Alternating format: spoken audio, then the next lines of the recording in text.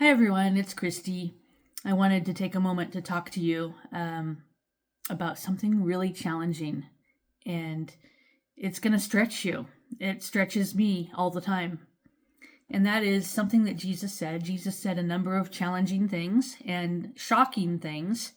They were shocking back in the time when he said it, and they're shocking today, 2,000 years later. But one of the things he said was to love your enemies. That goes against our grain, doesn't it? We love our friends and hate our enemies and we think that's how the world should operate, right? But first, before I get into it, let me read the actual scripture passage I'm talking about. It's where Jesus is giving the Sermon on the Mount, and he's addressing a large crowd of people. So I'm going to read Matthew 5, verses 43 through 48. Jesus says, "You have heard the law that says love your neighbor and hate your enemy. But I say, love your enemies. Pray for those who persecute you. In that way, you will be acting as true children of your Father in heaven.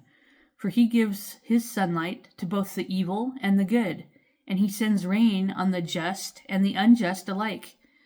If you love only those who love you, what reward is there for that? Even corrupt tax collectors do that much.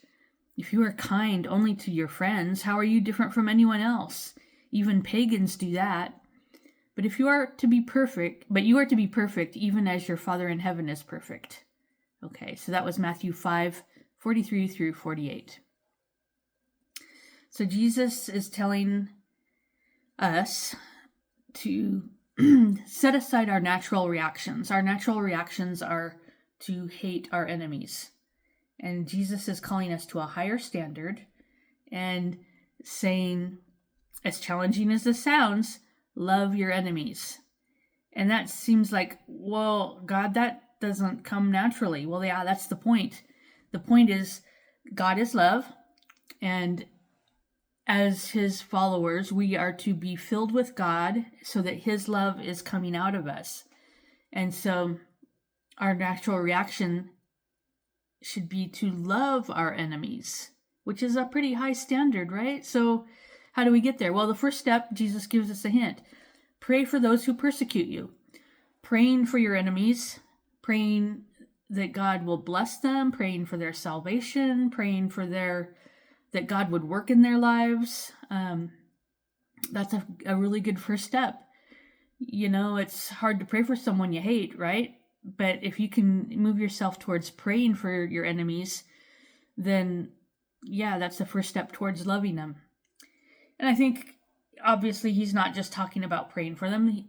That's maybe a first step in that direction, but loving your enemies is going to become a more outward expression towards how you treat them and how you behave in a social environment. You know, we live in a time where social media and the media in general have created so much hostility, so much fear-mongering and dividing and getting people to take sides and people living in their own sense of reality of my truth and your truth. And, we maybe don't have the same truth, which is nonsense. But, that's kind of where we're at right now. And so our natural reaction is to hate your enemies, but God says, okay, I want you to love your enemies. And if you can do that, you will be perfect the way God is perfect. You'll be holy the way God is holy. This is kind of a holiness test, are we living in our own natural reactions, or are we living in God's reactions?